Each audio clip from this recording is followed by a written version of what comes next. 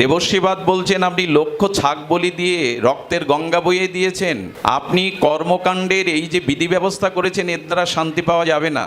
আপনি যাগ যজ্ঞ তীর্থ পর্যটন দান ধ্যান পুণ্য কর্মের দ্বারা মানসিক শান্তি পাবেন না। এই জন্য তস্মিন মহামুখরিতা, শুদ্ধ সাধুর মুখে আর যে অমৃত মহান মুখরিতা, কি বলছেন, মধুবী চরিত্র, সাধু মুখে অনুভববেদ্য ভজনশীল ভক্তের মুখে সেই শ্রী ভগবানের আনন্দময় ঐশ্বর্যময় মাধুর্যময় মধু চরিত্র শ্রবণ করুন। তবে সেটা সাধুদের মাঝে গিয়ে শ্রবণ করুন, ঘরে বসে একা একা নয়, আস্বাদন হবে না। তো মধুবী চরিত্র বলছেন সরিত পরিত, শেষ সরিত পরিত। সরিত মানে ঝর্ণার মতো, কারণ সাধুগণ তারা হরিকথা কায় মনোবাক্যে নিত্য নিরন্তর আস্বাদন করছেন। ধ্যান দিয়ে শুনুন, ঝর্ণার ঝরো ঝরো জলধারা যেমন নিরন্তর ঝরছে, তেমনি প্রকৃত ভগবানের প্রিয় সন্তগণ সাধুগণ ভক্তগণ তারা বাক্যের দ্বারা মনের দ্বারা চিন্তনের দ্বারা সর্বদা শ্রী ভগবানের নাম রূপ লীলা আস্বাদন করছেন। কেন করছেন? ওই যে ঝর্ণার মতো, কি বলছেন এখানে, শেষ ও সরিত পরিত। সরিত মানে ঝর্ণার ন্যায়। আমি আপনাদের একটা কথা বলি, অর্থ দুইভাবে ব্যয় করা যায়। অর্থ সৎভাবে ব্যয় করা যায়, আবার অসৎ ক্রিয়াও অর্থ ব্যয় করা যায়। অর্থ সৎভাবে এবং অসৎভাবে দুটিই ব্যয় করা যায়। তেমন ভাগবত বললেন আমাদের আয়ুও দুইভাবে ব্যয় করা যায়। যদি অর্থটাকে সৎ কাজে, মঙ্গল কাজে, জগৎ হিতার্থে, হরি প্রীতার্থে, ভাগবত সেবায়, বৈষ্ণব সেবায় লাগান, সেই অর্থের সদ্ব্যবহারটা যথার্থ হয়, তাতে মানসিক শান্তি হয়। কিন্তু অর্থ যদি অন্যায্য কাজে, অপবিত্র কাজে, অহিতকার কাজে ব্যয় করেন, তাহলে সেই অর্থের ব্যয়টা যথার্থ হলো না। তেমনি আমরা যে আয়ু পেয়েছি, এই আয়ুটাও যথার্থ ব্যয় করা যায়, আবার আয়ুকে ব্যর্থ ব্যয়ও করা যায়। যারা এই আয়ুকে নিত্য নিরন্তর নিজের কল্যাণ, নিজের উদ্ধারের জন্য চেষ্টা করছে, হরিকথা, সাধুসঙ্গ, সৎক্রিয়া, এটাই আয়ুর সদ্ব্যবহার। সূর্য ওঠে, সূর্য অস্তমিত হয়, এটা নিত্যদিনের ক্রিয়া। কিন্তু উদিত সূর্য যে অস্ত যাচ্ছে, আমার একটা দিনের আয়ু যে হরণ করে নিচ্ছে প্রতিক্ষণে, এই চিন্তা সবার হয় না। কারণ আয়ুর সদ্ব্যবহার আমরা সবাই করি না। আয়ুকে যেমন অর্থের বললাম অসৎ ব্যবহার করা যায়, সদ্ব্যবহার করা যায়, তেমন আয়ুটারও সদ্ব্যবহার করা যায়, অসৎ ব্যবহারও করা যায়। আয়ুর সদ্ব্যবহার কোনটা? প্রতিক্ষণে আমাদের জীবন সূর্য হেলে পড়েছে, সূর্য উদয় হচ্ছে, অস্ত যাচ্ছে, এমনি করে তো আয়ু কাটা পড়ছে। এই জন্য পরীক্ষিত মহারাজ আমাদের প্রতিনিধি হয়ে সামনে বসেছেন, ভগবান শুকদেবের, বসে বলছেন আপনি কৃষ্ণ কথা বন্ধ করবেন না, কারণ আমার গোনা দিন 7 দিন, গোনা দিন তো আমাদেরও এক একটা গোনা দিন ফুরিয়ে যাচ্ছে। পরীক্ষিত মহারাজ আমাদের প্রতিনিধি, বলেন আপনি কৃষ্ণ কথা বন্ধ করবেন না, নিত্য নিরন্তর কৃষ্ণ সুধারস পান করার। আপনি হয়তো মনে করছেন বিপ্র অভিশাপের দিন থেকে আমি জল পাচ্ছি না, কিন্তু আপনার কৃষ্ণ কথামৃত পান করছে, এই জন্য জগতের কোনো তৃষ্ণা নেই আমার। যিনি কৃষ্ণ অমৃত কথামৃত পান করছেন, যিনি পান করেন, তার আর তৃষ্ণা কি লাগবে?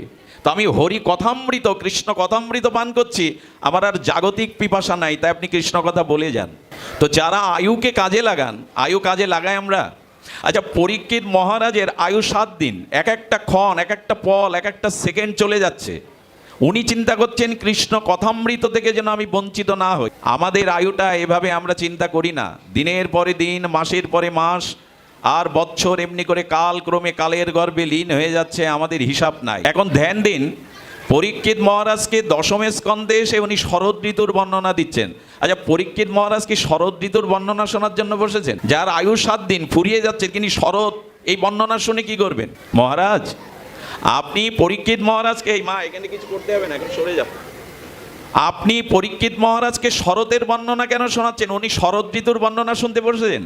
আচ্ছা, আমি এখন কৃষ্ণ কথা বাদ দিয়ে আপনাদের শরৎ ঋতুর বর্ণনা করবো, এটা সম্ভব? শরৎ ঋতুর বর্ণনা শুনতে এসছেন, বর্ষার বর্ণনা শুনতে এসছেন, তো কেন বলছেন নিরর্থক কথা? তো সুখদেব গোস্বামী বলবেন না? ওনার মুখ দিয়ে তো কৃষ্ণ কথা ছাড়া, তত্ত্ব কথা ছাড়া অন্য কথা আসবে না।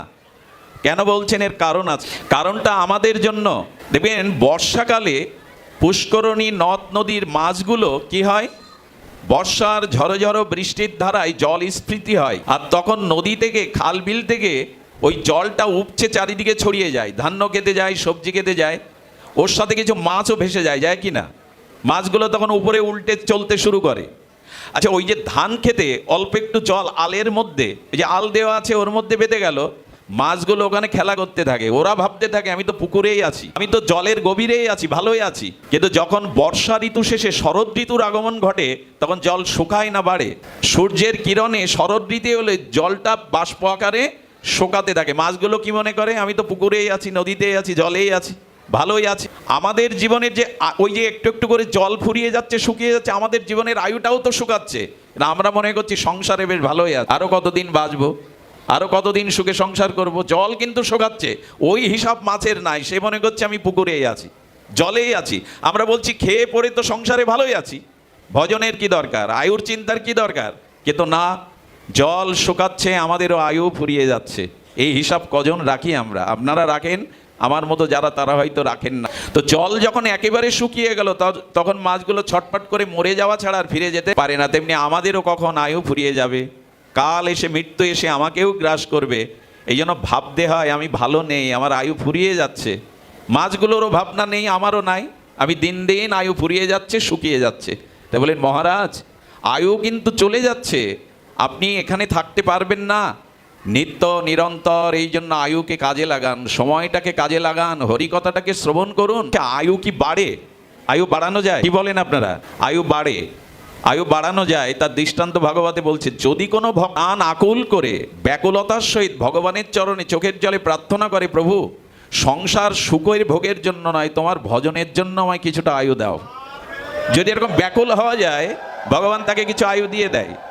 কর্তম অকর্তম অন্যতা কর্তম সর্বদা কর্তম, ভগবানের আয়ু বাড়ানোর ক্ষমতা আছে। যদি প্রমাণ চান, অজামিলের চরিত্র দেখুন। অজামিল মৃত্যু এসে যমদূত এসে ওনাকে বেঁধে ফেলেছে, নিয়ে যাবে, তাই তো? কিন্তু তখন নারায়ণ শব্দ আর পুত্রের নাম নারায়ণ এই আভাস উচ্চারণ করায় বিষ্ণুদূত এসে মৃত্যুর বাঁধন খুলে দিল। ওই সময় বুঝতে পারলো যে আয়ু তো নষ্ট হয়ে গেছে, ভগবানকে ভজিনি। তখনই সে ভগবানের কাছে কাতরভাবে প্রার্থনা করছে, কৃপা করে আমাকে আর কিছুদিন। ওই বুঝতে পেরেছে আয়ুর কি মূল্য। আমরা বুঝতে পারছি না যে জীবনের আয়ুর কতটা মূল্য। উনি তখন ভগবানের কাছে কেঁদে বলছেন, প্রভু সেই যখন নারায়ণ নামে খুশি হয়ে কিছুটা জমের হাত থেকে বাঁচালেন, বাকি সময়টা তো আমার চলে গিয়েছিল, এই সময়টা আমি ভগবানের ভজনেই কাটাবো, আমাকে কৃপা কর। তো তখন কি করেছেন উনি? কাশিতে গিয়ে বাকি সময়টা ভগবানের ভজন করে ভগবানের পার্শ্বদ দেহ লাভ করে নিলেন। কি দেহ? এই জন্য বাঁচতে হবে ভজনের জন্য। আয়ু বাড়ে যদি ভগবান কৃপা করে, ভজনের ব্যাকুলতা কারো থাকে তাকে আয়ু দিয়ে দেন, শুধু ভজনের জন্য। দেখুন, ডাক্তার হওয়ার জন্য, মাস্টার হওয়ার জন্য, সার্থক এই জগতে পদ প্রতিষ্ঠার জন্য মনুষ্য জন্ম না। দেবতারাও যেখানে মনুষ্য জন্মের জন্য ভগবানের কাছে প্রার্থনা করেন। আপনি দেবতা হননি, আমি দেবতা হইনি, কিন্তু তারা বলছে, প্রভু এই ভক্তি ভূখণ্ড আমাদের মনুষ্য জন্ম দাও। ডাক্তার মাস্টার হওয়া ভালো কথা, সমাজের সেবা হবে, স্বাচ্ছন্দ্যে থাকতে পারবেন, কিন্তু এটা মনুষ্য জীবনের উদ্দেশ্য না। কোথাও বলতে পারবেন জোর গলায় যে ডাক্তার হওয়ার জন্য মানুষের জীবন, আমি মনুষ্য জীবন পেয়েছি, দেবতার দুর্লভ, ডাক্তার হওয়ার জন্য, মাস্টার হওয়ার জন্য, ধনী হওয়ার জন্য, বড় পদ পাওয়ার জন্য আমি মনুষ্য জন্ম পেয়েছি। মূল লক্ষ্য ডাক্তার, মাস্টার, ইঞ্জিনিয়ার, কর্মচেষ্টায় যাই হোক, আমার মূল উদ্দেশ্য ভগবত ভজন করে নিজের আত্মকল্যাণ করা, নিজের উদ্ধার করা। সেই ভজনও যদি না হয়, তবে ডাক্তার মাস্টার পদ প্রতিষ্ঠা পেয়ে জগতে মান্যতা পেতে পারেন, পরকালে আপনি ধিক্কৃত হবেন, পরকালে আপনি পতিত হবেন। এই জগতে সম্মান পেতে পারেন, বড় চেয়ার পেতে পারেন, সালাম নমস্কার পেতে পারেন, অর্থবিত্ত ঘর বাড়ি মর্যাদা পেতে পারেন, পরকালে আপনার কোনো স্থান নেই, কারণ আপনি ভজন করেননি। এই জন্য মনুষ্য জীবনটা হরি কৃপাতে পাওয়া যায়, নিজের স্বীকৃতিতে পাওয়া যায় না। আর সেই হরি কৃপা করে মনুষ্য জন্ম দিয়েছেন ভজন করে নিজের উদ্ধার করার জন্য, আয়ুটা আন কাজে অসময়ে ব্যয় করার জন্য নয়। কিন্তু এই হিসাব আজ কোথায় সুধীজন? এই জন্য যতটুকু সময় আমাদের ভগবত কর্মে লাগানো উচিত। পরীক্ষিত মহারাজ বলছেন, প্রভু আর পরিত শ্রবিত শ্রবন্তী, দেখুন কি করা উচিত। আচ্ছা, ঝর্ণার জলটা যেখানে পড়ে ওখানে একটা হদ্র তৈরি হয় না? জলটা অনবরত পড়তে গিয়ে ঝর্ণার জলটা ছাপিয়ে জলটা নষ্ট হয়ে যায় কিনা, চারিদিকে ছড়িয়ে যায় কিনা?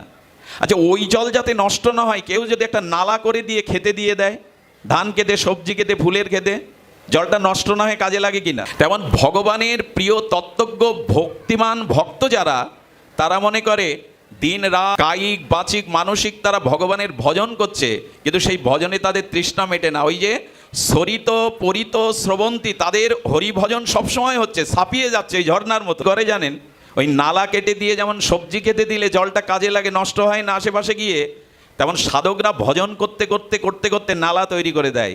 এই নালাটা হলো কণ্ঠ নালা, অর্থাৎ কণ্ঠ দিয়ে তারা ভগবানের সংকীর্তন করতে থাকে, ভজন করতে থাকে, যাতে ওইটা অন্য জীবের কাজে লাগে। কণ্ঠ দিয়ে, নালা দিয়ে তারা ওটা কাটিয়ে দেয়।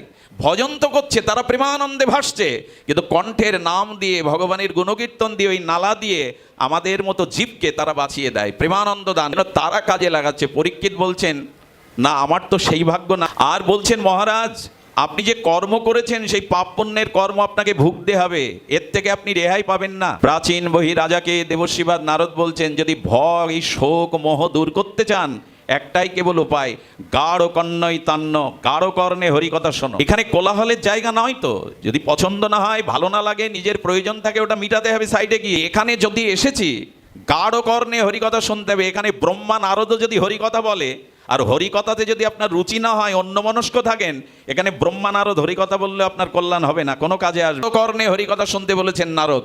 কি বলেছেন? গাঢ় কর্ণই। গাঢ় কর্ণ মানে এক বিন্দু তোমার কথামৃত যেন কর্ণ থেকে বাদ না পড়ে, হৃদয় থেকে অন্যদিকে না চলে যায়। হরিকথা কিভাবে শুনতে হয়? গাঢ় কর্ণ। গাঢ় কর্ণ মানে, আরে এই লীলা তো আমি অনেকবার শুনেছি, একথা তো আমি অনেকবার পাঠকের মুখে, না যদি মনে হয় একথা অনেকবার শুনেছি, একথায় আর রস পাবো না, জানবেন আপনার গাঢ় কর্ণ নয়।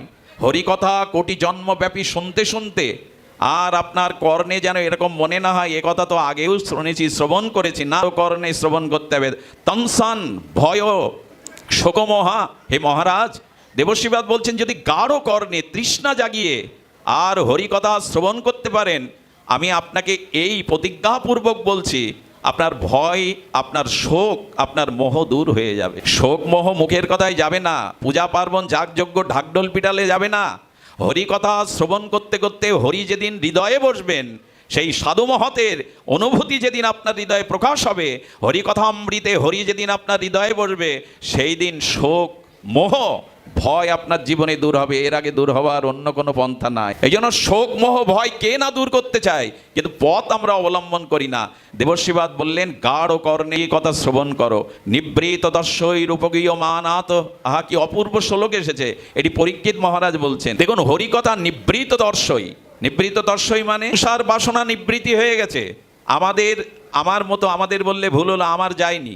নিবৃত দর্শই, যারা সংসারের ভোগ বাসনার থেকে নিবৃত্তি হয়েছে, সেই মুক্ত পুরুষ, সেই আত্মরামগণ, তোমার কথা ছাড়া তারা থাকতে পারে না। কিন্তু রূপগীয় মান, তো তোমার রূপ গুণ মাধুর্য, এই শ্রবণেই তাদের আনন্দ, এই শ্রবণেই তাদের চিত্তে প্রেমানন্দ রস সৃষ্টি করে।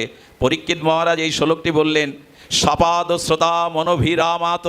এখানে কি বলছে দেখুন, মুক্ত পুরুষ, আত্মরামগণ পুরুষ তো তোমার কথা, তোমার লীলা, তোমার ভাবনা, তোমার নাম রূপ লীলা ছাড়া থাকতে পারে না। কিন্তু আমাদের মতো ভবরোগী যারা, তাদেরও একমাত্র ঔষধ হরিকথা, তাছাড়া অন্য কিছু না। কি বলছেন? সাদৌ শ্রোতৌ মনোভিরামাত। অর্থাৎ বলছেন, আচ্ছা ঔষধ দরকার কার? সুস্থ মানুষের। ঔষধ দরকার কার? রোগীর। কিন্তু রোগী সবসময় কি করে জানেন? রোগীর ওষুধ দরকার, যার ব্যথা যন্ত্রণা অসুস্থতা। এখন ঔষধ দরকার রোগী যিনি যন্ত্রণায় কাতর। তেমনি এই ভব সংসারে, সংসার তাপে যারা জ্বলছে পুড়ছে, এই অনুভূতি আসলেই তো এর ওষুধের জন্য তিনি হরিকথা চাইবেন, ভজন করবেন। কিন্তু আমাদের অনুভূতি নেই যে আমি খুব মন দিয়ে শোনার জন্য অনুরোধ করছি। আগে তো আপনাকে জানতে হবে আপনি কিছু মনে করবেন না। অপারেশন করার আগে ডাক্তার যখন অবশ করে নেয়, তখন কি কাটলে, অপারেশন করলে, সেলাই রক্তারক্তি করলে বোঝা যায়? রোগী বুঝতে পারে। তেমনি আমি যে সংসার জ্বালায় জ্বলছি, ভালো নেই, এই উপলব্ধিও আমাদের নেই। তারপরে তো ওষুধের খোঁজ করতাম। কি করে বোঝাই বলুন তো? কিছু কিছু রোগ আছে, রোগের বিকার আসে, আর রোগের বিকারগ্রস্ত রোগী বুঝতে পারে না আমার রোগ আছে, আমার ওষুধ দরকার। বরং ডাক্তার আনলে বলে, ডাক্তার এনেছে কেন? আমার তো কিছু হয়নি। তা আমরা যে সংসারে ভালো নেই, কর্মফলে জ্বলছি সংসারে, এই উপলব্ধি আমাদের নেই। যদি মনে করতাম অসুস্থ, তবে তো ওষুধের খোঁজ করতাম। এই জন্য আমার চিন্তা নেই। যেমন সাপ মুখে বিষ নিয়েই খায়, ঘুমায়, তবু ওই বিষে ওকে মেরে দেয় না। সাপের গালের মধ্যে বিষ আছে, ওই বিষ নিয়ে খায়, ঘুমায়, ঘুরে বেড়ায়, ওই বিষ ওর ক্ষতি করে না। তেমনি আমরাও যে ভালো নেই, আমরা যে রোগী হয়ে গেছি, জন্ম মৃত্যু জরাব্যাধি ভোগ করছি, ত্রিতাপ জ্বালা, এ উপলব্ধি হলেই তো সাধু সঙ্গে যাব, উপলব্ধি হলেই তো ওষুধের ব্যবস্থা নেব, ডাক্তারের কাছে যাব। এই জন্য বললেন, আমার মনে হয় হে গুরুদেব, হে ভগবান সুখদেব, আমার যে রোগ হয়েছে আমি বুঝতে পারছি না। এই ভবরোগের কি বলছেন? আস্বাদ ও শ্রোত মনোভিরামাত। এই মনের, এই সংসারের রোগের একমাত্র ঔষধ সাধুমুখে হরিকথা। আমি আপনাদের একটা ছোট নিবেদন করি। উদ্ধব মহারাজ বৃহস্পতির শিষ্য ছিলেন। উদ্ধব মহারাজের মতো জ্ঞানী অগ্রগণ্য পৃথিবীতে দ্বিতীয় ছিল না। সেই উদ্ধব অনেক শাস্ত্রজ্ঞ, পণ্ডিত, মেধা সম্পন্ন বৃহস্পতির শিষ্য, কিন্তু যখন বৃন্দাবনে গিয়ে গোপীদের কৃষ্ণ বিরহ দেখলো, গোপীদের আরতি দেখলো, যন্ত্রণা দেখলো, মাস পরে নিজের আঁচল পেতে দিয়ে দিল। আর নিজের এই যে উত্তরীয় পেতে দিয়ে বলছেন, হে গোপীগণ, হে ব্রজসুন্দরীগণ, আমি যদিও অযোগ্য আপনাদের চরণ ধুলির, তবু আমি উত্তরীয় পেতেছি, আপনারা কৃপা করে এই উত্তরীয়তে একটা আশীর্বাদ দিন। গোপী বলছেন, কি চাই উদ্ধব তোমার? তুমি পণ্ডিত, তুমি জ্ঞানী, জ্ঞানী মধ্যে অগ্রগণ্য, কি? তখন বলছেন, আমি ব্রজে এসে বুঝতে পেরেছি বই পড়ে, শাস্ত্র পড়ে, পাণ্ডিত্য দিয়ে কিছু হয় না। তোমাদের মতো চোখের জলে কৃষ্ণ বিরহের অনুরাগ না হলে কৃষ্ণ প্রেম হয় না, প্রেম পাওয়া যায় না। এটা আমি পাইনি, এটা আমি পাইনি, এই অনুরাগটা আমি পাইনি। উদ্ধব সেদিন বলেছিল কি জানেন? আহা, উদ্ধব প্রার্থনা করতে বলছে, তোমাদের চরণধুলি চাইবারও যোগ্যতা নেই, তবে তোমরা আমাকে একটা আশীর্বাদ করো, এই ব্রজ বিপিনে, ব্রজ বৃন্দাবনে আমি যেন একটা লতা হয়ে জন্মাতে পারি। কেন উদ্ধব? মানুষ জড় বস্তু থেকে চিন্ময় মানুষ হতে চায়, আর তুমি মনুষ্য জন্ম পেয়ে শ্রেষ্ঠ জ্ঞানী হয়ে, বিঞ্চিগণের পণ্ডিত হয়ে কেন আবার লতা পাতা জড়ো হইতে চাইছো বৃন্দাবনে? বললো, যার কৃষ্ণ প্রেম নেই, কৃষ্ণ বিরহ নেই, সে কি আর মানুষ? সে তো জড়ই, জড় পদার্থ, সে পাষাণ। স্বজন নেই, নিত্য স্মরণ নেই, সে বেঁচে থেকেও মরা, মৃত। যার ভগবৎ স্মৃতি বুকে নেই, ইনি বেঁচে নেই, ইনি জীবদ্দশায় জীবন মৃত। তখনই বলছেন, আমার সৌভাগ্য নাই ওনাদের চরণধুলি চাওয়ায়, একটি লতা হয়ে বৃন্দা বিপিনে জন্মাতে চেয়েছি। হে গোপীগণ, কৃষ্ণ অনুরাগিনী হয়ে তোমরা যখন ছুটে যাবে ব্রজ বৃন্দাবনে গোবিন্দের সান্নিধ্যে, তখন তোমাদের চরণের এই অনুরাগময় একটি ধূলিকণা যেন আমার বুকে এসে পড়ে, তাহলে আমি ধন্য হব। কথা আবেগের, একথা আবেগের নয়। আমাদের ভক্তমাল চরিত্রে নাভা গোস্বামীপাদ বলেছেন, গোবিন্দ আমার কোটিবার জন্ম হোক, আমি জন্ম এড়াতে চাই না, কিন্তু জন্ম যদি হয় সেখানেই জন্ম দাও, যেখানে তোমার শুদ্ধ ভক্তের দর্শন ও চরণধুলি সঙ্গ পাবো, সেখানে জন্ম। আমি জন্ম মৃত্যু এড়াতে চাই না, কোটিবার আসতে চাই, তোমার শুদ্ধ ভক্তদের মাঝে জন্ম দাও, যাতে ভক্ত দর্শন, ভক্তের চরণধুলিতে নিজেকে অভিষিক্ত করতে পারি। একটা কথা আপনাদের সারাৎসার বলে রাখি, শুদ্ধ ভগবৎ ভক্তের চরণধুলিতে যতদিন স্নান না করবেন, অভিষিক্ত না হবেন, ভগবানের কৃপা হতে আমি বঞ্চিত থাকবেন, প্রেম ভক্তি থেকে আপনি বঞ্চিত থাকবেন। যতদিন শুদ্ধ ভক্তের চরণধুলিতে, এই জন্য অনেকেই ভগবান মানে, ভগবানকে মানে, ভক্ত মানে না, তাদের ভাগবত মানাটা যথার্থ মানা নয়। ভক্তকে অনাদর করে, ভক্তকে অসম্মান করে, অথচ ভগবানকে মানে। জেনে রাখুন, কোটি জন্মেও তারা ভগবত কৃপার যোগ্য পাত্র নয়, কোটি জন্মেও তারা ভগবানের কৃপা পাবে না। ভগবান এই কথা বলেছেন, আমার ভক্তি, আমার প্রেম সেই পাবে মহৎ চরণ রজ অভিষেকং। যতদিন শুদ্ধ ভক্তের চরণধুলি অঙ্গে না মাখবে, ততদিন ভক্তি হতে পারে না, প্রেম হতে পারে না। ভক্তি ভগবান নয়, ভক্তি ভক্তই দিয়ে থাকেন। এটা ভগবানের সম্পদ, কিন্তু ভক্তই দেবেন। ভগবানকে যে মানে, ভক্তকে যে মানে না, তার ভগবান মানাটা শাস্ত্র যথার্থ মানা বলা হয়নি। তাই উদ্ধবের মতো ভক্ত, যিনি কৃষ্ণের সখা, বললেন, হে গোপীগণ, একটা গুপ্ন লতা করে, ঔষধি লতা করে জন্ম দাও, আর তোমাদের অনুরাগের ধুলি যেন আমার বুকে এসে একটা পড়ে। উদ্ধবের প্রার্থনা এটি, এর মধ্যে দিয়ে দাও। সাধুর চরণ ধুলির মহিমা আছে, ওটা মিষ্টি জল হয়ে যাবে। ও সারা রাত ধরে চিন্তা করেছে, সকালে উঠে আচার্যদেবের চরণ ধুলিটা হাত পেতে প্রার্থনা করে কুয়োয় দিয়ে দিল। গল্প শোনানোর জন্য আমি এই আসরে বসিনি, সঙ্গে সঙ্গে কুয়োর জলটা মধুময়, শীতল, মিষ্টিময় হয়ে গেল সাধুর চরণ। কি হয় না সাধুর চরণ ধুলি? না, বললেন না, ভক্তি যদি পেতে চাও, সাধুর সঙ্গে আর ভক্তের চরণ ধুলিকে নিজেকে অভিষিক্ত করো। এটাই তো সাধু মহিমাদের, মহাত্মাদের কথা। এই ধুলির মধ্যে এমন কিছু আছে, এই ধুলির মধ্যে এমন কিছু সংক্রামিত প্রেম ভক্তি আছে যা আপনাকে ভক্তিমান করে দেবে। এই জন্য অনুরোধ করছি, বারবার বলবেন, সেই ঔষধটাই হলো ভক্ত সঙ্গ, সেই ঔষধটা হলো হরিকথা। মহারাজ বলছেন, হে সুখদেব ভগবান, আপনি আমায় শোনাচ্ছেন না আমি অধিকারী না বলে, আমি রোগী বলে, তবে আমি অধিকারী মনে হয় নয়। তার কারণ গীতাতে ভগবান বলেছেন, ন চ শুশ্রূষা তপস্যায়, যার তপস্যা নেই, যার শ্রদ্ধা নেই, আমার হরিকথাতে প্রীতি নেই, অর্জুন আমাকে আমার কথা তাদের বলতে যেও না। এই জন্য যেখানে ভক্ত নেই, শোনার আগ্রহ নেই, ওখানে হরিকথা প্রকাশ করা উচিত নয়। ভগবান বলেছেন, ন তপস্যায়, যাদের তপস্যা নেই, অর্থাৎ ধৈর্য ধরে হরিকথা শোনার মতো যাদের পরিশ্রম সহনশীলতা নেই, যারা হরিকথাকে সেবা করে না, হরিকথাকে সেবা পরামুখ, এদের সামনে আমার কথা বলো না, ওর জন্য ওটা বৃথা হয়ে যাবে, এটা ব্যর্থ। এই জন্য ভাগবত পড়ো গিয়ে, ভক্তের মাঝে গিয়ে, বৈষ্ণবের মাঝে গিয়ে, যাদের হরিকথার পিপাসা আছে, লালসা আছে। এই জন্য বললেন, ক উত্তম শ্লোকা গুণানুবাদাৎ, উত্তম শ্লোক ভগবানের কথা ভক্ত সঙ্গে বলো। তা বলি, ভক্ত চরিত্র আলোচিত হলে ভগবান সবার আগে এসে আসরে দাঁড়িয়ে পড়েন ভক্তের চরিত্র শুনবে বলে। জন এই উত্তম শ্লোক ভগবানের কথা শোনার জন্য পরীক্ষিত মহারাজ বলেছেন, প্রমাণ বিরাজ্জাত বিনা পশুক না। কার এ হরি কথা ভালো লাগে না? যারা পশু হত্যাকারী ব্যাদ, বললেন না ব্যাদও তো স্বধর্ম পালন করছে, ব্যাদ শিকার করে মাংস বিক্রি করে ধর্ম পালন করছে, সংসার ধর্ম না। বিনা পশুক না, অর্থাৎ পশু হত্যাকারী কারা? যারা মনুষ্য জীবন পেয়ে, বিবেক বিচার পেয়ে, গীতা ভাগবত পেয়ে, সনাতন ধর্মে জন্মগ্রহণ করে নাম ভাগবত পাঠ বিগ্রহ সেবা পেয়েও, যারা সাধুমুখে হরিকথা পেয়েও নিজের উদ্ধার করলো না, নিজে ভজন করে জন্ম মৃত্যু চক্র হতে অভিশাপ থেকে মুক্তির চেষ্টা করলো না, এরাই পশুঘাতী, এরাই কেবল হরিকথা শুনতে চায় না, এরাই পশু বিঘ্নকারী ব্যাদ, যারা মনুষ্য জীবন পেয়ে নিজের কল্যাণের চিন্তা করলো না, নিজের মঙ্গলের চিন্তা করলো না। সবশেষে আপনাদের কাছে এই অনুরোধ করে যায়, মায়ার হাত থেকে বাঁচুন, মায়ার হাত থেকে নিজেকে নিষ্কৃতি পাওয়ার জন্য দয়া করে উত্তম শ্লোকা গুণানুবাদ ও ভগবানের কথা শ্রবণ করুন। দেখুন আমরা মায়াবদ্ধ, আমরা বললে ভুল হলো, আমি আমার মতো মা দিশ অভাজন বিষয়াসক্ত জীব মায়াবদ্ধ। আচ্ছা একটা কথা বলতে পারেন, আমরা তো অমৃতের পুত্র, আমরা তো ভগবানের অংশ, অমৃতাস্য পুত্র, আমাদের এই জরাব্যাধি দুঃখ ঢুকলো কোথা থেকে, প্রবেশ করলো কোথা থেকে? উত্তর আমাদের নিতে হবে। আমরা তো চিন্ময়, আমরা অমৃতের পুত্র, আমরা ভগবানের অংশ, আমাদের তো জরাব্যাধি মৃত্যু কর্মফল দুঃখ এগুলো ভোগ করার কথা। আচ্ছা সূর্য কখনো অন্ধকার দেখে কি? সূর্য অন্ধকার দেখে? কারণ সূর্যের স্বপ্রকাশ, ওখানে অন্ধকার দাঁড়াতে পারে না। তেমনি ভগবানের অংশ, আনন্দময় সচ্চিদানন্দের অংশ হয়ে আমাদের কেন এই জরাব্যাধি দুঃখ ভোগ করতে হচ্ছে? আসলে জরাব্যাধি ভগবান কাউকে দেয়নি, জরাব্যাধি দুঃখ ভগবান দিতে পারে না। সচ্চিদানন্দ ভগবান থেকে কারো জরাব্যাধি দুঃখ আসে না, উনি দিব্য চিন্ময় সচ্চিদানন্দময়। এলো কোথা থেকে জানেন? অদ্ভুত কথা, একটু মন দিয়ে শুনতে হবে। এই জন্য বলছি, পরমাত্মিক জগতে ভগবান বলেছিলেন মায়াকে ডেকে, শোনো মায়া, তুমি আমার ত্রিগুণময়ী মায়া। জীব যখন আমাকে ভুলে যাবে, কৃষ্ণকে ভুলে যাবে, মায়া আমি তোমাকে অধিকার দিলাম, ওই জীবকে তুমি কিছুটা সাজা ভোগ করাও, কষ্ট দাও, কারণ যন্ত্রণা না পেলে, কষ্ট না পেলে ও আমার কথা মনে করবে না। এই জন্য কৃষ্ণ ভুলে যাওয়ার অপরাধে আমরা এই জরাব্যাধি মৃত্যু অভিশাপ কর্মফল ভোগ করছি, শুধুমাত্র একটা দোষে, কৃষ্ণকে ভুলে যাওয়ার দোষ। কৃষ্ণ ভুলি যেই জীব অনাদি বহির্মুখ, অতএব মায়া তারে দেয় সংসার দুঃখ। কে দেয়? ভগবান। দুঃখ কার কাছ থেকে আসে?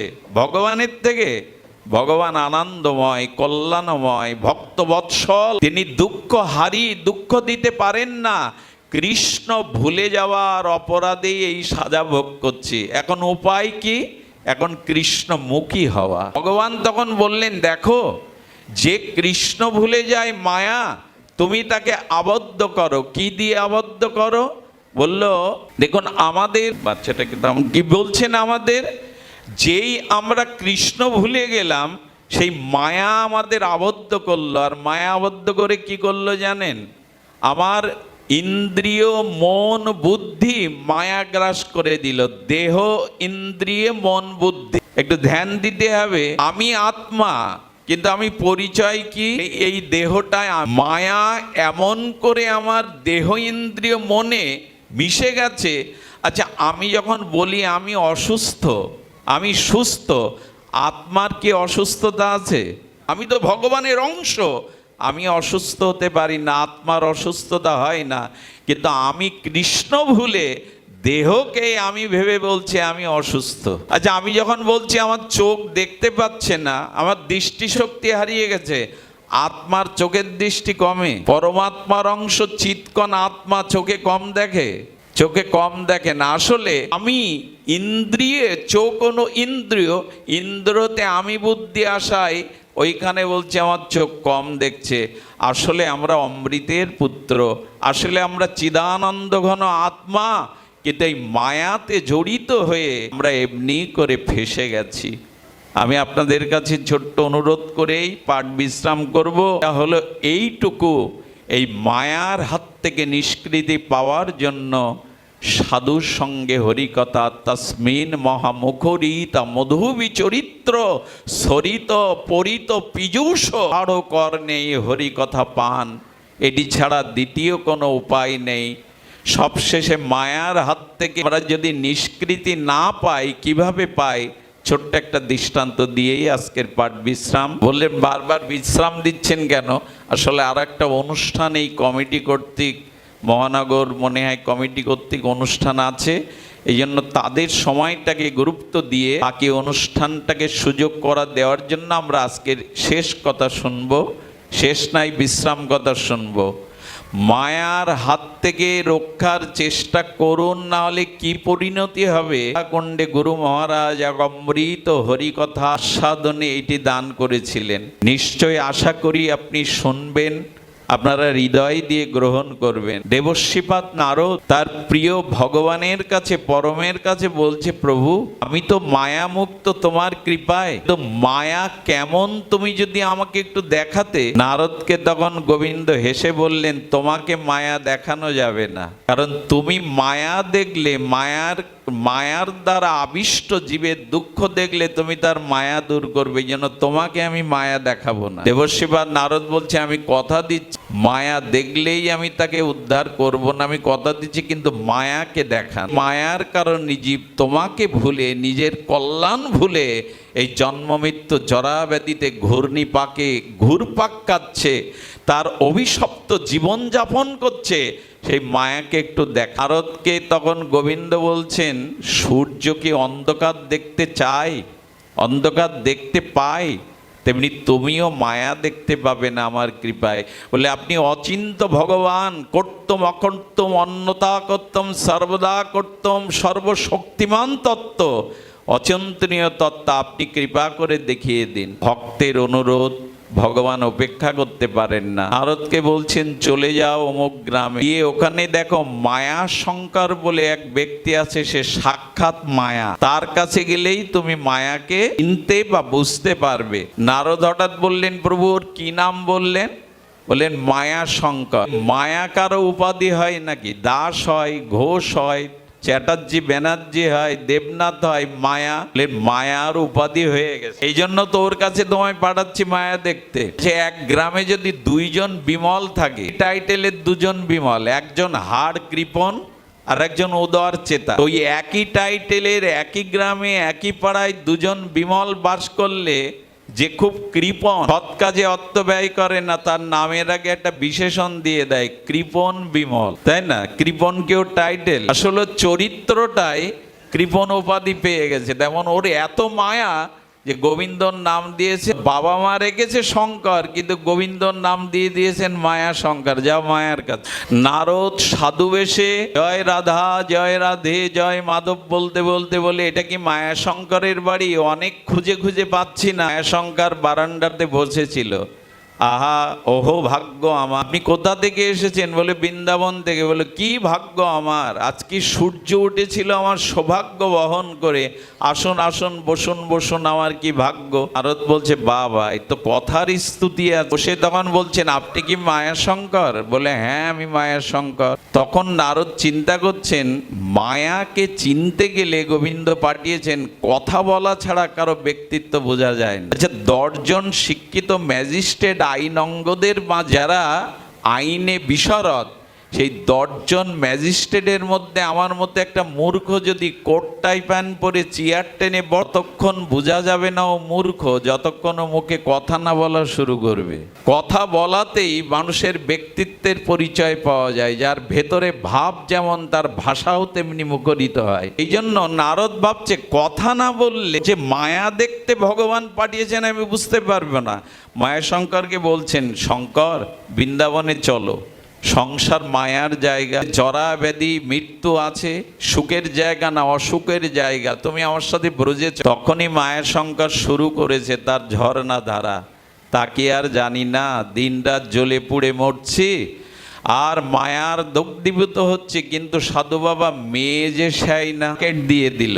আরও তো উপলব্ধি করছে। আমরাও বলি না, মেয়েটার বিয়ে হোক, এটা চাকরি হোক। আচ্ছা, ছেলের চাকরি মেয়ের বিয়ে পর্যন্ত আপনি থাকবেন, এ গ্রান্টে আপনি পেয়ে গেছেন, আর ওদের চাকরিদাতা আপনি। আপনি চেষ্টা করতে পারেন, কিন্তু আপনার হাতে তেমন কিছু নাই। আপনি চেষ্টাটুকু করতে পারেন, ওর প্রারব্ধে না থাকলেও পাওয়া যাবে না। আমরা কি করি, ভজন পরে করব, আগে এই কাজ, বললো মেয়ে সাই না, ব্রাকেটে দিয়ে দিয়েছে। বললো তুমি মারা গেলেও তোমার মেয়ের গতি হবে তার প্রারব্ধে যা আছে, তুমি চলো। বললো মেয়ের বিয়ে হলে আর বলা লাগবে না, আমি আপনার পিছনে ছুটবো। সঙ্গে সঙ্গে ওনার স্ত্রী এসে কটমট করে তাকিয়ে দেবর্ষী নারদের পানে চেয়ে বলছেন, আপনার খেয়ে কাজ নেই, কিন্তু ওর আছে, আপনি উঠুন, আপনি যান, পথ ছেড়ে দিন, ওর কাজ আছে। সঙ্গে সঙ্গে বলে যখন কটমট করে ক্রোধ হয়ে ঘরে গেল, তখন নারদ বলছেন, এরকম সাক্ষাৎ মায়ার সাথে আছেন কি করে আপনি? আরে আপনি চলুন, বৃন্দাবনে পরম আনন্দ আছে, আমার সাথে চলুন। ওই যে মেয়ের বিয়ে, আপনি চলে যান, নাহলে আর এক গালি শুনতে হবে। আমি মেয়ের বিয়ে হলে ঠিক ঠিক বৃন্দাবনে গিয়ে ভজন করব। 5 বছর পর নারদ চিন্তা করছে মেয়ের বিয়ে হয়েছে কিনা দেখে আসে। বলছে এটা কি মায়াশঙ্করের বাড়ি? মায়াশঙ্করের বাড়ি এটা। ছেলেটা ছোট ছিল, বড় হয়ে বলছেন বাবা তো 3 বছর আগে মারা গেছে। নারদ বলছে মারা যাক, কিন্তু গতি কি হলো? ভজন তো করলো না। মেয়ের বিয়ে ঠিক হয়ে গেছে, মারা যাওয়ার পর নারদ ধ্যানের দ্বারা জানতে পারলো কি জানেন? আমি গল্প আদৌ শোনাচ্ছি না, এই হলো আমাদের দশা যারা মায়াবদ্ধ। যে নারদ দেখলো 3 বছর আগে মারা গিয়ে এই গ্রামের একটা নিম্ন জাতিতে, কোনো জাতি নিম্ন নয়, তার কর্ম স্বভাবের কারণে এক নিম্ন জাতিতে জন্ম নিয়ে ওই বাচ্চা অবস্থায়, আর সে কি করছে, ওই নিম্ন জাতি যে জন্ম নিয়ে ওইটুকু বাচ্চাকে মহিষ চড়াতে দিয়েছে, গাভী চড়াতে দিয়েছে। নারদ গিয়ে বিল খালে দেখে ওই ছোট্ট বাচ্চা পাচুনি হাতে মহিষ চড়ে বেড়াচ্ছে। সেই পান্তা খাইয়ে পাঠিয়ে দিয়েছে, আমাকে চিনতে পারছো মায়াশঙ্কর? বলে আমার নাম তো মায়াশঙ্কর না, কে তুমি? বলে তাহলে ভালো করে দেখো, ওকে স্পর্শ করে শক্তি সঞ্চার করে পূর্বজন্মের স্মৃতি ফিরে দিয়েছে। বলো ও আপনি সেই বৃন্দাবনের সাধু বাবা? এই দেখুন আমার দশা, মেয়ের বিয়ে হয়ে গেছিল, আমার ভজন হয়নি, আমি এখন অধঃপতিত হয়ে এই মহিষ রেখে বেড়াচ্ছি। নারদ তখন বললেন চিন্তা নেই, তুমি আমার সাথে এবার চলো। এবার তো চলো, কৃষ্ণ ভজনে কোনো জাতির বিচার নেই, কুলের বিচার নেই, তুমি চলো আমার সাথে। দেখুন এই মালিক বড় ভালো, 3 বেলা পেট পুরে খেতে দেয়, আর এই মহিষগুলো রাখতে রাখতে এদের সাথে আমার একটা প্রিয়তা এসে গেছে, এদের ছাড়াও আমি থাকতে পারি। নারদ উপলব্ধি করছে মায়া কাকে বলে।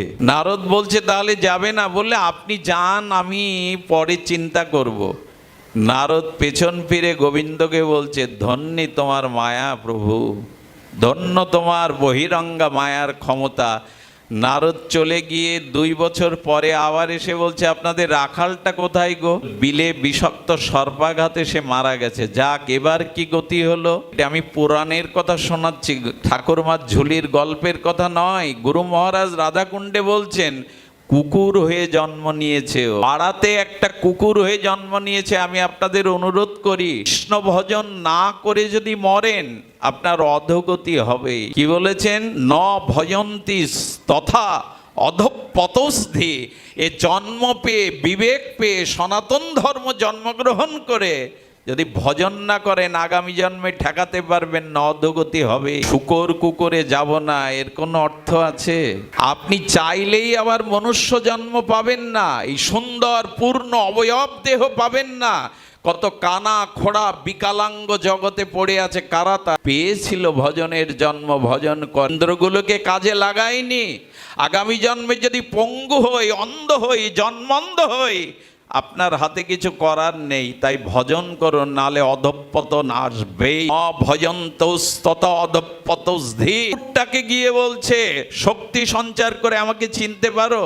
বলে আপনি সেই সাধু, বারবার আসছেন, বলে এবার অন্তত চলো। কুকুর জন্মে কি আর কৃষ্ণ ভজন হয়? সব চলে গেছে, কুকুরে নেমে গেছে, এখন আর ভজন হবে না। নারদ বলছেন যদি বৈষ্ণবের দুয়ারের কুকুর হয়ে থাকতে পারো তোমার একটা গতি হতে পারে। বৈষ্ণবের দুয়ারের কুকুর হলে একটা গতি হতে পারে, হয়। কিন্তু আমি এমন কুকুরও দেখেছি সন্ধ্যাবেলা উলোধ্বনি শঙ্করধ্বনি হরিনাম করলে ও চিৎকার করে হরিনাম করার চেষ্টা করে, এমনও কুকুর আছে একাদশীতে অন্ন পায় না। উত্তর দিনাজপুরে ভারতে একটা পাঠ করতে গিয়ে একটা কুকুরকে তারা ঘরের মধ্যে রেখেছে, কেন জানে? একাদশীতে অন্ন দিলেও পায় না, প্রসাদ পায়, কোনো আমিষ বস্তু পায় না। সন্ধ্যার সঙ্গে ফু দিলে হরিনাম করলে সে চিৎকার করে হরিনাম করে। তো গত জন্মে ভজন করেছিল, কোনো মহাপরাধে জন্মে কুকুর হয়েছে, কিন্তু ভজন নষ্ট হয় না। যদি মাটির নিচে 200 বছরে রেখে দেন, কাপড় নষ্ট হবে, বস্তু নষ্ট হবে, সোনা নষ্ট হবে। আজকে যে 2 ঘন্টা এখানে হরিকথা শুনছেন, এটা কোনো জন্মেই নষ্ট হবে না। গোবিন্দ কোনো না কোনো সময়, কোনো না কোনো জন্মে ফিরিয়ে দেবে আপনাকে এই সময়টা। ভজন বৃথা যায় না, ভজন কখনো ব্যর্থ যায় না। বলছে চলো, আরে কুকুর হয়ে উদ্ধার হওয়া যায়। আমি আপনাদের একটু নিবেদন করি, বৈষ্ণবের আনুগত্যে যদি কুকুর হয়ে থাকতে পারি কি হবে। আমি দেখেছি আমার বাড়িতে একটা পোষ্য কুকুর আছে, আমরা যখন কিছু খাই ও ফ্যাল ফ্যাল করে তাকিয়ে থাকে, গৌরব্যাপ্ত ভাষায় যেন বলছে, মালিক খাচ্ছ, আমার আশা আছে আমি তোমার কাছে গিয়ে কেড়ে নিতে পারি না, আমি জানি তুমি আমাকে কিছু দেবে, অংশ, বাকি অংশ কিছু দেবে। অনুরোধ করি, বৈষ্ণবের আনুগত্যে কুকুর হয়েও যদি থাকা যায়, বৈষ্ণবই হরি নাম কৃপা নিশ্চয় আমাকে কিছু দিয়ে উদ্ধার করা। সেন সেবানন্দের কুকুরটাকে মহাপ্রভুর চরণে পর্যন্ত নিয়ে গিয়েছিলেন, মহাপ্রভু কৃপা করে কুকুরটাকে প্রসাদ দিয়ে হরি বলিয়েছিলেন। বৃন্দাবনে বৈষ্ণবের দ্বারে থেকে হরি নাম শুনলে প্রসাদ পেলে উদ্ধার হয়ে যাবে। কুকুরটা তখন কি বলছে জানে? এখন আমি বেঈমানি করতে পারবো না, যে মালিক আমাকে খেতে দেয়, আমি চুরি ডাকাতি হচ্ছে, আমি এখন ছেড়ে যেতে পারবে না। নারদের চোখে জল এসে গেছে, হাই রে, মালিকের সাথে বেঈমানি করবে না, কিন্তু মূল মালিকের সাথে বেঈমানি করতে করতে এই পর্যন্ত এসছে। বলো মালিক খেতে দেয়, আমি মালিককে ছেড়ে যেতে পারবো না। নারদ চলে গেল। 1 বছর পরে এসে বলতে, আপনাদের কুকুরটা কই? বলো কি অজানা রোগে মারা গেছে। এবার কি গতি হলো? ধ্যানের দ্বারা জাগলো, 5 দিন আগে নর্দমার ড্রেনের পোকা হয়ে জন্মে। অনুরোধ করছি, ভজন না করলে কিন্তু আমাদের গতি ওখানে যেতে পারে। এটা মন গড়া কল্পিত গল্প নয়। ভজন না করলে এই জগতে পাপময় কর্ম, কামনাময়, কাম ক্রোধে মেতে থাকলে আমাকে আর মনুষ্য জন্ম দেবেন না। এমনি করে হীন জাতিতে হীন জন্ম দিবে, অধঃপতিত দেয়াবে। পোকা হয়ে জন্মেছে। নারদ গিয়ে পোকাটাকে ড্রেন থেকে তুলে শক্তি সঞ্চার করে বলছেন, এখনো আর কত নিচে নামবে, এখন আর কত নিচে নামবে, চলো এবার। তখন বলছেন, শোনো সাধু, বারবার আসছো, কিন্তু একটা কথা বলি, এই নর্দমা দূষিত জলে যে শান্তি পাচ্ছিলাম, আমি তোমার হাতে উঠে কষ্ট হচ্ছে, আমাকে ওখানে ছেড়ে দাও। এই হলো মায়াবদ্ধ জীবের দশা। ভালোই আছি আমরা, খেয়ে পড়ে সংসারে বেশ ভালোই বললেন, ওখানে ছেড়ে দাও। গোবরী পোকাকে যদি আপনি তুলে পদ্ম ফুলে রাখেন, ও ছটপট করবে, বলবে গোবরেই দিয়ে দাও। আচ্ছা, দুধ উৎকৃষ্ট, আপনি যদি জল থেকে মাছকে দুধের মধ্যে রাখেন, বাঁচবে? ছটপট করবে। কৃষ্ণ ভজন ছাড়া, সাধু সঙ্গ ছাড়া কিন্তু পাওয়া যায় না, জীবনের যথার্থ সার্থকতা আসে না। পোকাটাকে বলছে, আমি আর তোকে ছেড়ে দেব না, আমি আর তোকে অধঃপতিত হতে দেব না, আমি এই জন্মেই তোর উদ্ধার। চারদ তাকে কৃপা করে গোবিন্দের চরণে সঁপে দিয়ে বললেন, প্রভু আর ভুল করবে না, এবার অন্তত কৃপা করো, আসুন না আমরা আর ভুলের পথে না যাই। অনেকই তো ভোগ হয়েছে, সংসার দেখা অনেক হয়েছে, উদ্ধার না হতে পারলে কিন্তু এমনি করে অধঃপতিত হতে হবে। তাই আপনাদের কাছে অনুরোধ, ভগবানের নাম, ভগবানের গুণগাথা সাধুর সঙ্গে শ্রবণ কীর্তন করুন। সামনে অন্ধকার নেমে আসছে, আয়ু ফুরিয়ে আসছে, জরাব্যাধিতে আক্রান্ত হচ্ছে, শুধু বলবো নাম করুন। বৃন্দাবনের এক সাধু দিল্লিতে অপারেশন করতে গিয়ে তার 95 বছর বয়সে যখন মারা যান, তার কেঁদেছিল আর বলেছিল ওনার সমস্ত শরীর অবশ করা ছিল, হার্ট অপারেশনের 95 বছর বয়স। আমি দেখলাম মৃত্যুর সময় তার জিহ্বা দুটো নাম বলে উঠল, হা রাধে, হা রাধে। ডাক্তার বলছে এটা হতে পারে না। তার ভক্তরা বললেন, অপারেশনের যখন উনি ওটিতে যান, তখন বৃন্দাবনের ধুলি রজকণা জিহ্বার তলে দিয়েছিলেন, হে রাধে, যদি মৃত্যুই হয় এই চরণের ধুলি যেন আমাকে তোমার নাম একবার নেওয়ার ক্ষমতা দেয়। এই জন্য সমস্ত শরীর অবাস ধনী রাধে রাধে বলতে বলতে চলে গেলেন। এই জন্য ভজন করুন, নাম স্মরণ করুন, ভগবানের নাম রূপ লীলা কথার মধ্যে থাকুন, তো মৃত্যুর সময় ভগবানের কথা স্মরণ আসবেই। দিয়ে আসে তো ত্রাণ পেয়ে গেলে। আজ এখানেই থাক, কিন্তু পরবর্তী অনুষ্ঠানমালা, ভালো থাকুন, সুস্থ থাকুন।